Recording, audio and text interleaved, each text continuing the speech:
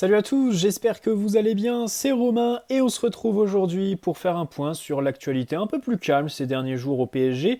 Hier on n'a pas fait de vidéo, on attend toujours aujourd'hui l'officialisation des transferts de Marco Asensio et Ugarte qui sont bouclés, ils sont même passés à la Factory en début de semaine et on parle déjà d'une troisième recrue libre en la personne de Marcus Thuram. Alors on va développer tout ça dans cette vidéo, installez-vous. Avant que la vidéo commence, petit placement de produit pour le site ZoFoot qui vous propose des maillots non officiels, non authentiques mais d'excellente qualité. Il y a la boutique bien sûr, mais j'aimerais m'arrêter avant sur leur groupe WhatsApp qui est dans la description. Vous pouvez le rejoindre, ça vous coûte rien.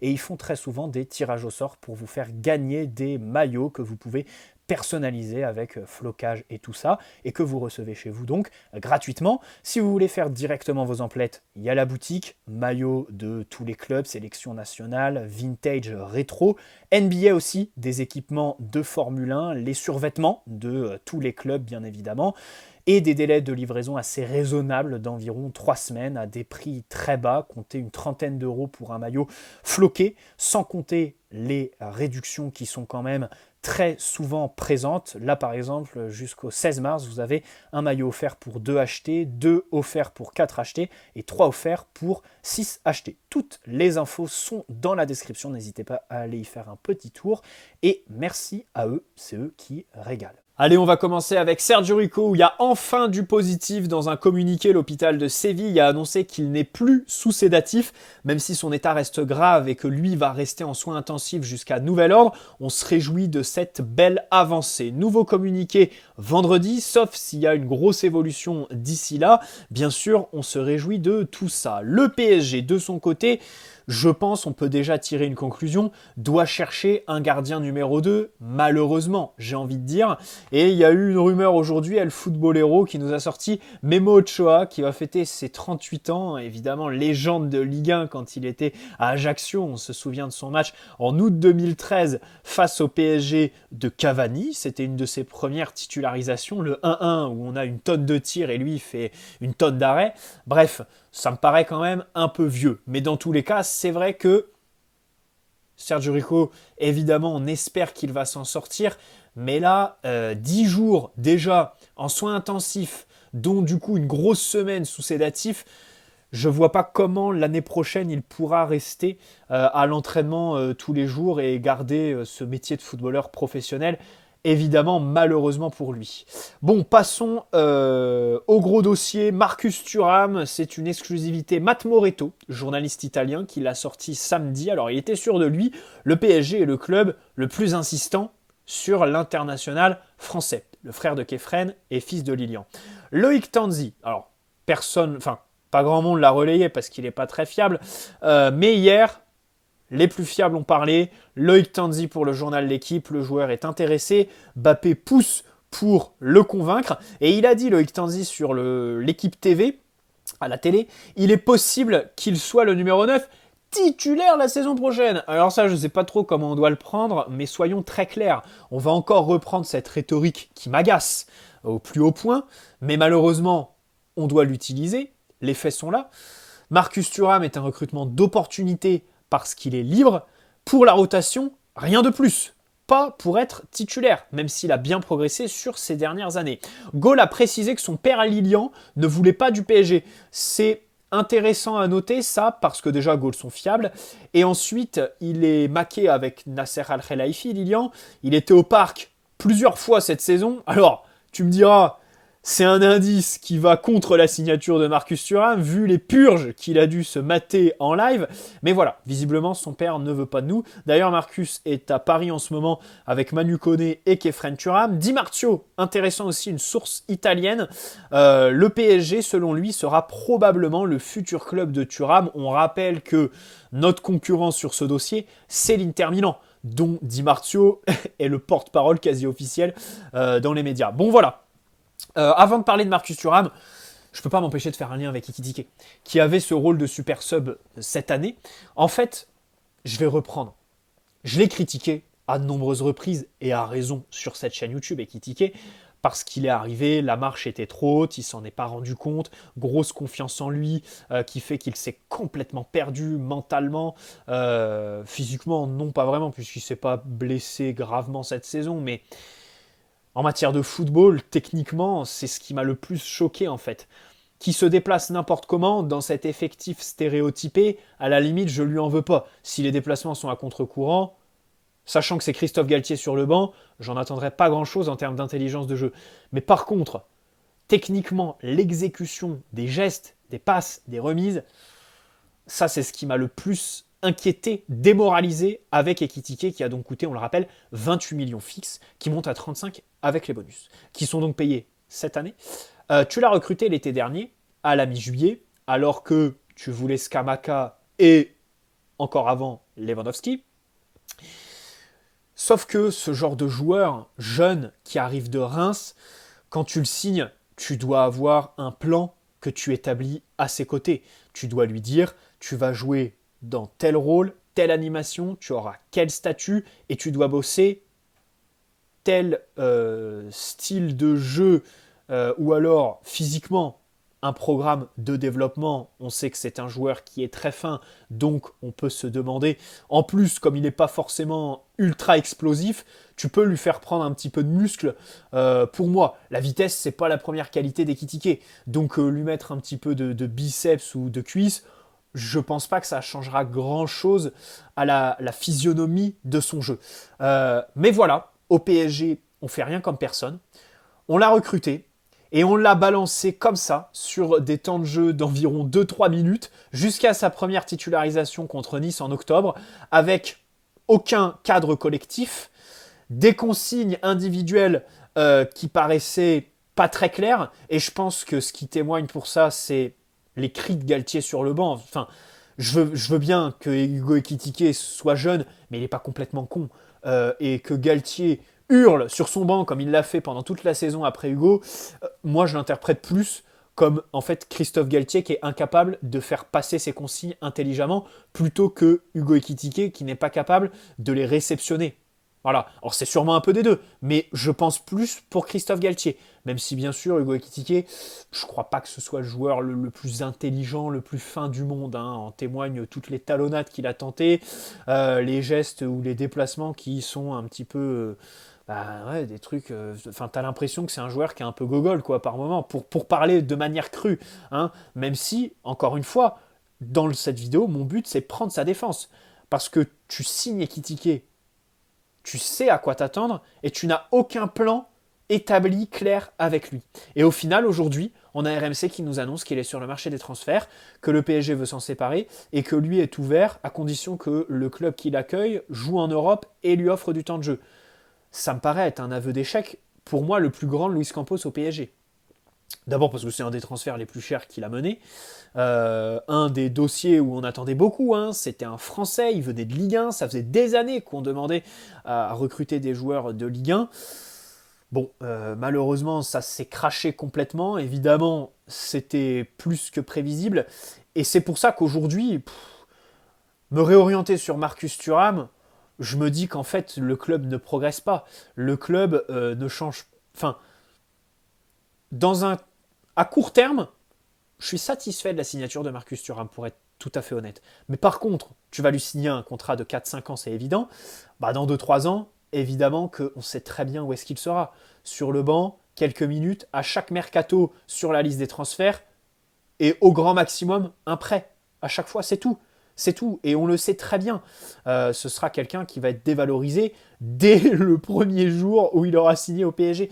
Donc, c'est ça qui m'embête un petit peu. Voilà, la politique sportive qui est quand même très pauvre. Donc voilà, tu as fait signer Ekitike l'été dernier, qui normalement aurait dû être ton super sub en numéro 9 si tu avais un plan établi avec lui. Or, ça n'a pas été le cas. Et donc aujourd'hui, tu signes Marcus Thuram. Alors, c'est pas fait, mais les négociations sont en bonne voie.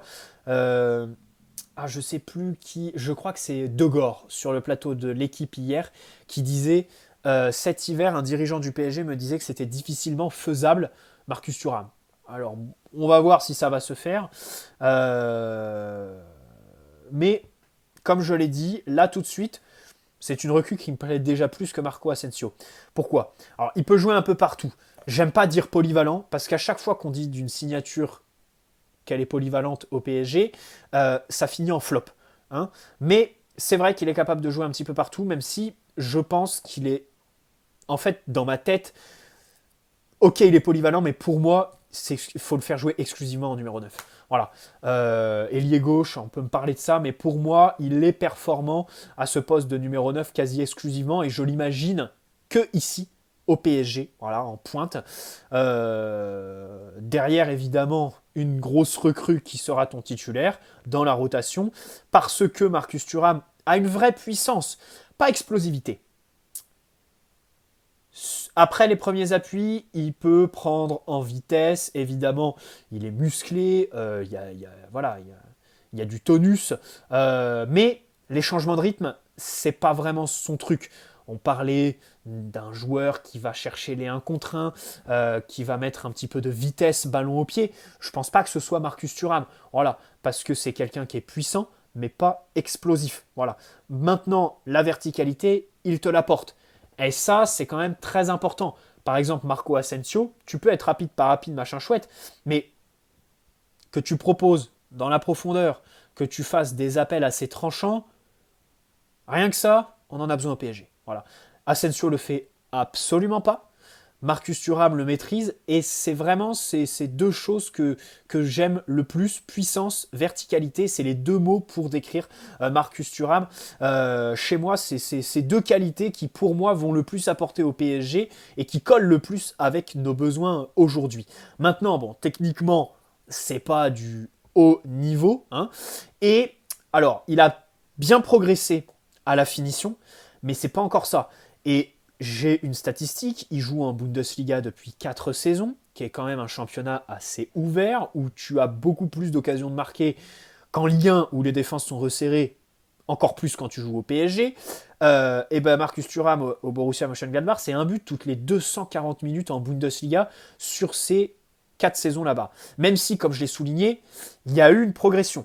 Il y a eu aussi l'année dernière une saison où je crois il est blessé, où il joue aussi ailier et où il se perd dans son football, où il marque du coup que 3 buts. Mais voilà, un but toutes les 240 minutes, bon, c'est pas un ratio exceptionnel. Donc, personnellement, niveau finition, j'en attends pas grand-chose. Pour pas être déçu, disons. Voilà. Disons que je le vois plutôt comme ça. Et, pardon.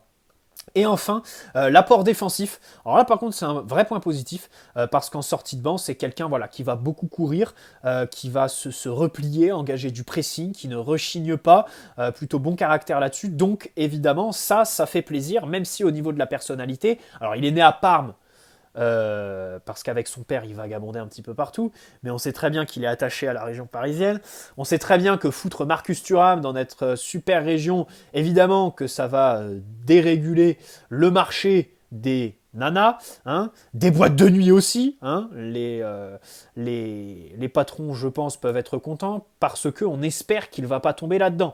Je pense qu'avec lui, plus qu'avec Asensio, il y a un risque. Asensio avait la même réputation dans les boîtes madrilènes, mais personnellement, j'ai un peu plus peur de Marcus Thuram. Vous me direz, Mbappé va le tenir. Bah, Mbappé, il était en boîte de nuit à Monaco avec Travis Scott il y a une semaine. Mbappé, Hakimi, c'est son meilleur pote. Ça ne l'a pas empêché, Hakimi, de se perdre complètement, divorcé depuis qu'il a rejoint Boulogne, puisqu'il habite là-bas pour être précis.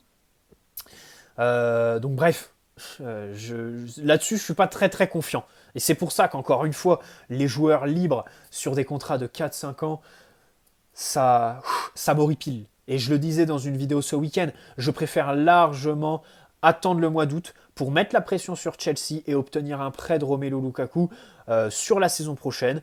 Tu mets une option d'achat non obligatoire, comme ça tu t'engages à rien du tout, tu vois ce que ça donne, et t'es tranquille. Là, avec Marcus Thuram, tu sais que tu en auras pour 4-5 ans et que ça va être difficile de s'en dépatouiller s'il est dévalué, chose qui est quasiment certaine, dès l'année prochaine. Soyons très clairs. Aujourd'hui, je crois qu'il a 32 millions sur Transfermarkt. C'est plutôt pas mal. C'est plutôt pas mal.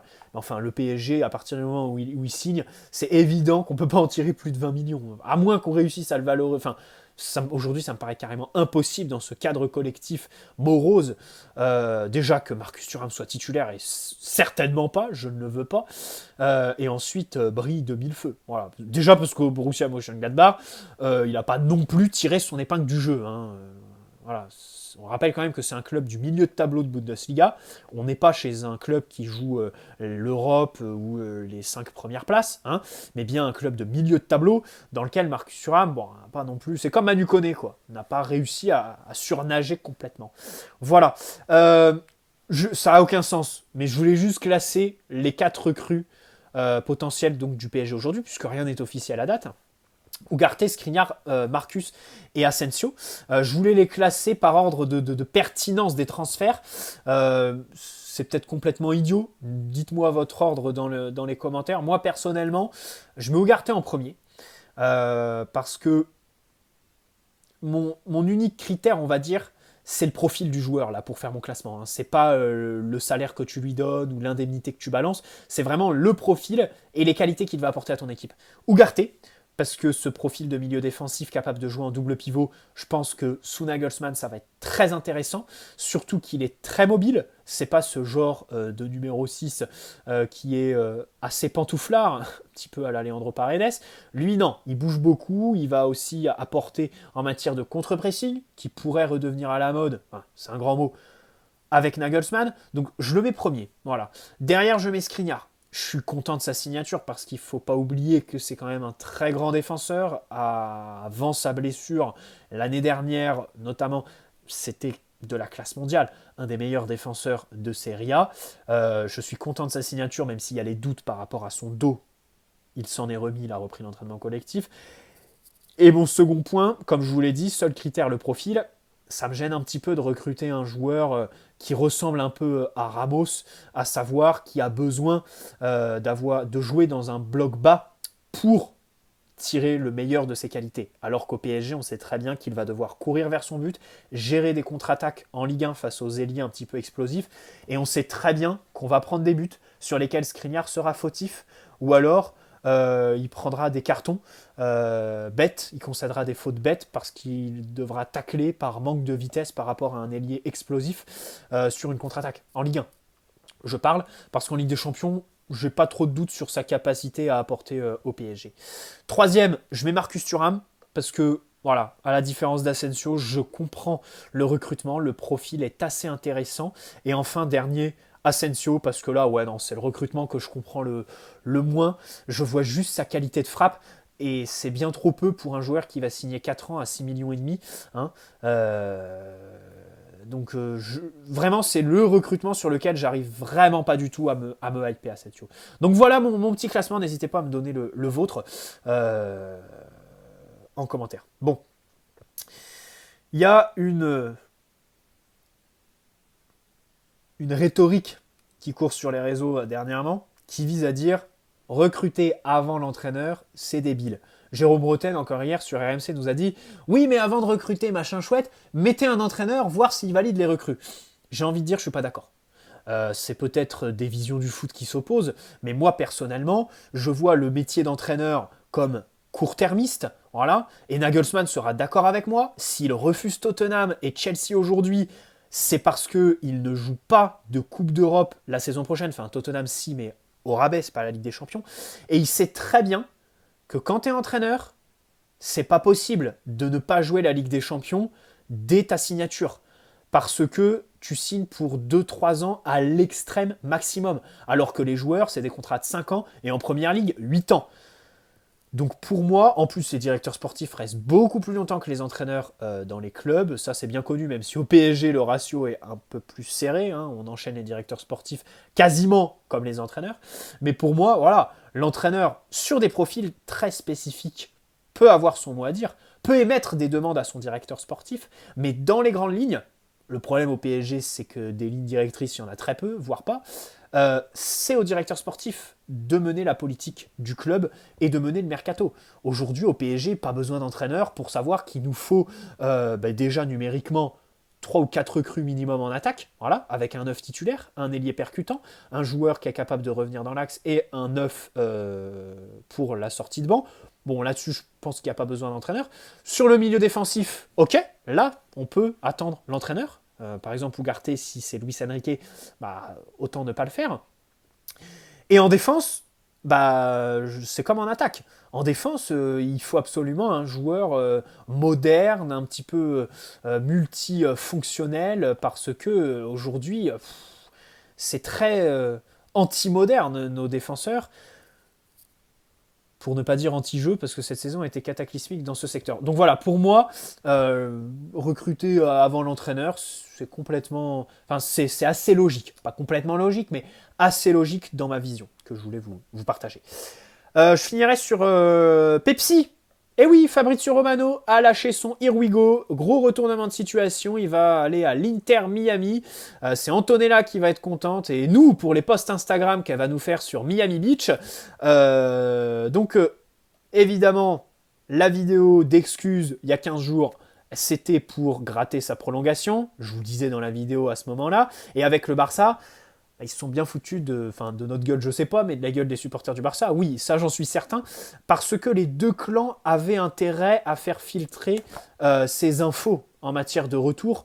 Les deux devaient montrer aux supporters qu'ils s'attiraient réciproquement. Le Barça, vis-à-vis des sociaux, vis-à-vis de leur opinion publique, ne pouvait pas laisser passer l'opportunité d'avoir Messi libre sur le marché des transferts pour une dernière danse. Et Messi, pareil, vis-à-vis de son histoire avec le Barça, voilà, ne pouvait pas les snober. Mais au final, ils nous ont bien entourloupés, je pense. Depuis le début, tout le monde savait que c'était pas possible pour le Barça. Ils sont dans une situation dramatique financièrement. Je vais peut-être abuser sur le dramatique parce que ça se trouve, ils vont nous faire un mercato comme l'année dernière avec des recrues très onéreuses et des gros salaires. D'ailleurs, l'échec Messi, j'espère qu'il ne va pas marquer l'entrée du Barça sur le dossier Bernardo Silva, parce qu'on pourrait vite rentrer dans un jeu de surenchère, même si l'été dernier, le Barça, je crois, a refusé de poser 50-60 millions, et c'est pour ça que Bernardo ne vient pas, parce que City en attendait 70-80 plutôt, et je crois que voilà, le Barça n'a pas augmenté son offre. Donc voilà un petit peu l'actualité au PSG. On reviendra évidemment sur d'autres choses demain et après-demain. Prenez soin de vous avant tout. Ciao les amis. Et puis, allez Paris avant tout, hein, dans cette période de mercato qu'on suit avec grande rigueur et qu'on essaye d'analyser avec le plus grand développement possible. Ciao les amis.